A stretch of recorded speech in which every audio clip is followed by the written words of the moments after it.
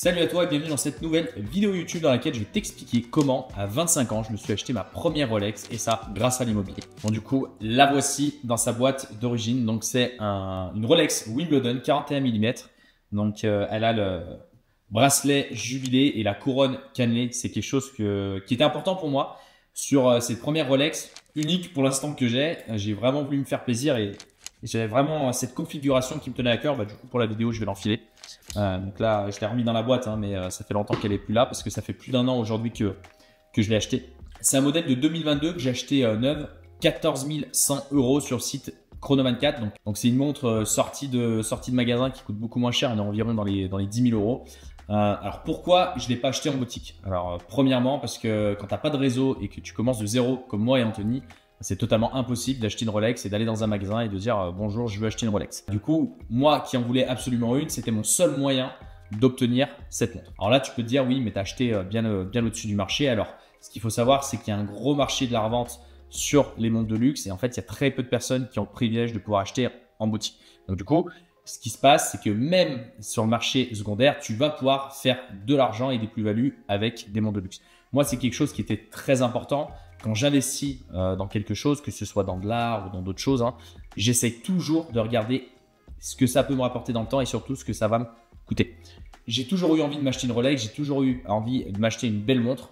Pour autant, j'ai toujours vu ça comme un investissement. C'est pourquoi je l'ai acheté en avril 2023 parce que à ce moment-là, je te montrerai, il y a un graphique, il y avait une baisse des prix qui commençait à opérer sur le marché des montres et donc du coup, c'était important pour moi de rentrer à ce moment-là. Donc du coup, si tu veux, ça a motivé encore plus mon achat de cette montre à ce moment-ci. Maintenant, je vais t'expliquer comment j'ai pu m'acheter cette montre de luxe en à peine quelques années et ça en partant de zéro grâce à l'immobilier. Pour ça, il faut revenir en arrière et ça à mon premier investissement immobilier. Donc ce premier investissement, je l'ai acheté à l'âge de 19 ans avec un prêt étudiant. C'était un petit appartement à Saint-Étienne, un appartement qui faisait 27 mètres carrés que j'ai acheté 32 000 €. À ce moment-là, je gagnais 800 € par mois. J'étais étudiant en alternance dans l'immobilier. Et en fait, à ce moment-là, j'ai eu un déclic car à 19 ans, je me suis rendu compte que tu pouvais générer des revenus complémentaires avec l'immobilier. Et en fait, cet appartement, il peut paraître anecdotique, mais en fait, il est déterminant dans mon parcours d'investisseur. C'est ce qui m'a permis aujourd'hui d'être derrière l'écran et pour partager tout ça. Car avec ce premier appartement, j'avais un différé de 5 ans. Lorsque tu fais un prêt étudiant, en fait, tu as la possibilité de différer ton prêt pendant une certaine durée d'années. Et maximum, c'était 5 ans pour moi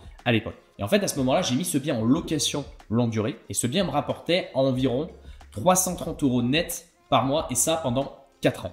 Donc du coup, j'ai rapidement compris que j'allais m'enrichir grâce à cet appartement parce que ça m'a permis d'avoir une trésorerie assez facilement. Et c'est à ce moment-là que vraiment j'ai eu un coup de cœur avec l'immobilier, non seulement sur la partie palpable que j'aime énormément avec l'immobilier, sur le fait que tu peux créer, rénover, revendre, construire, par rapport à différentes autres sources de revenus comme la bourse ou la crypto-monnaie qui pour moi sont pas palpables et qui surtout avec lesquelles c'est impossible d'investir avec l'effet de levier du crédit.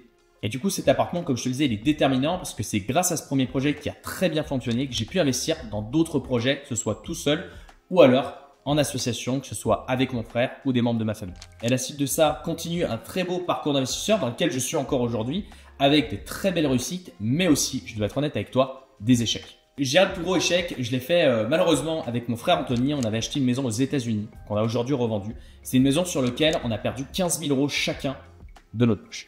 C'est un projet sur lequel j'ai eu énormément peur, énormément de crainte, beaucoup de stress, et c'est un projet qui m'évitera de faire énormément d'erreurs dans le futur. Des erreurs, j'en ai fait plein. Par exemple, lors de l'achat de ma première colocation, j'avais mal provisionné mon budget travaux, ce qui fait que j'ai dépassé totalement le budget initialement prévu. Ce qui fait que j'ai dû faire une rallonge d'environ 6 000 € de mon compte perso que j'avais pas provisionné dans le prêt.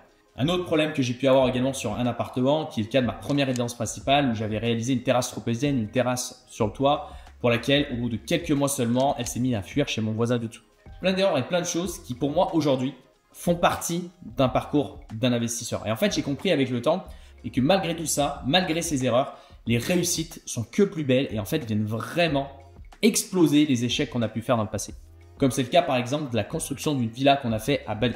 Cette villa, aujourd'hui, elle nous rapporte plus de 3 000 € de cash flow net par mois. Et comme j'aime bien le dire, si on n'avait pas fait les États-Unis, on n'aurait jamais fait Bali. Et donc, du coup, l'erreur qu'on a pu faire aux États-Unis a été largement compensée avec ce projet à Bali. Tandis que si on n'avait rien fait dans les deux cas, on n'aurait en effet pas perdu 15 000 €, mais on ne générerait pas 3 000 € de cash flow avec cette maison.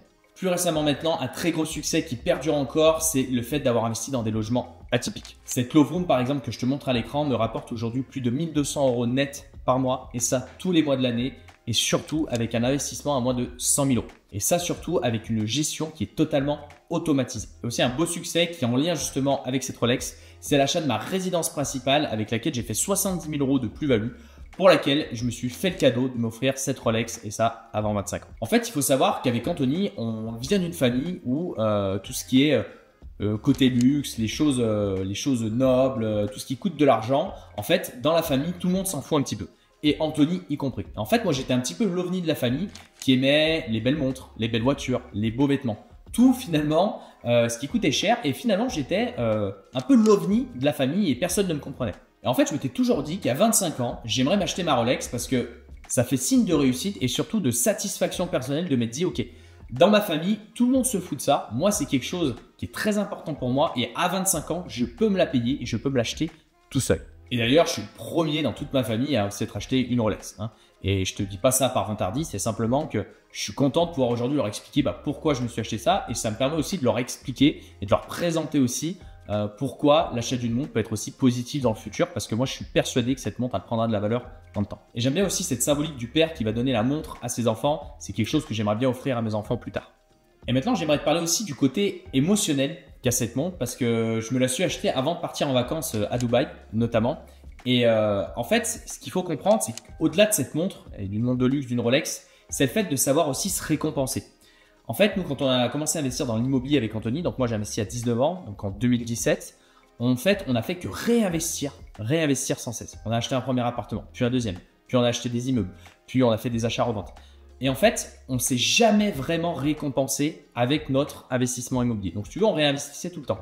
Et en fait, cette Rolex, elle a été vraiment le premier, je dirais, cadeau que j'ai pu me faire avec l'immobilier. Et ça m'a permis aussi de me dire, ok, certes, tu as gagné de l'argent avec l'immobilier, certes, tu as fait énormément de choses, mais là, ça a permis vraiment de me récompenser pour tout le travail que j'avais pu faire depuis ces différentes années. Et en fait, la leçon que je retire par rapport à ça, c'est que c'est important de se fixer des objectifs. Parce qu'en fait, cet objectif de 25 ans, je me l'étais donné. Mais potentiellement, si je m'étais jamais donné cet objectif de 25 ans, j'aurais jamais acheté cette montre. Donc, c'est très important d'avoir des objectifs élevés, des objectifs qui sont réalistes, mais toujours se dire, ok, comment je vais les atteindre, avec quelle étape et aussi surtout te récompenser par rapport à tout le travail que tu fais au quotidien. Le conseil maintenant que j'ai envie de te donner, c'est que peu importe ce que tu fais dans la vie, peu importe tes objectifs, fixe-toi-en, mais ne te mets pas de barrière. Tu vois, si tu es comme moi et que tu as des objectifs qui sont très élevés, tu as envie de vivre à l'étranger notamment, de faire de belles choses, de t'acheter les plus belles voitures du monde, les plus belles montres du monde, fais-le et vraiment donne-toi à fond pour atteindre cet objectif, ne te donne pas de barrière. Peu importe d'où tu viens, peu importe ce que tu fais, moi, du moment où j'ai investi dans mon premier appartement, j'aurais jamais pensé avoir le parcours que j'ai aujourd'hui. Modestement, je suis loin d'être arrivé par rapport aux objectifs que j'ai, mais je suis content quand même du parcours que j'ai pu accomplir et c'est important aussi de se féliciter. Mais si également tu es quelqu'un de très modéré, comme Anthony par exemple, avec qui j'investis et qui est mon frère, Anthony, on est frères, mais on est totalement les opposés. Tout ce qui est montre, voiture, il en a totalement, strictement rien à foutre. Lui, vraiment, ce qu'il aime, c'est vraiment avoir du temps avec sa famille, avec ses proches, pouvoir vraiment profiter, voyager.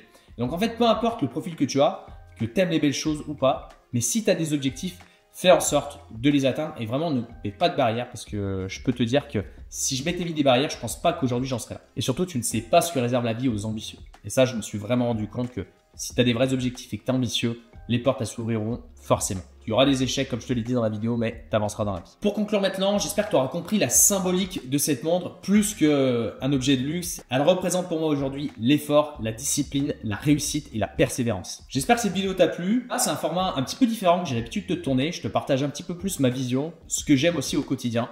Si ça t'a plu, écoute, n'hésite pas à liker cette vidéo, à t'abonner à la chaîne pour toujours plus de contenu.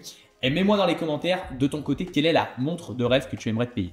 Et si toi aussi tu as envie de devenir investisseur immobilier et générer plus de 1 200 € de revenus nets par mois, et ça avec un seul appartement, avec des budgets de moins de 100 000 €, accessibles à tous, dans la bio, je t'ai tourné une formation gratuite que tu vas pouvoir télécharger gratuitement, où je t'explique étape par étape la stratégie qui permet aujourd'hui de générer plus de 1 200 € de cash flow net par mois avec ces investissements.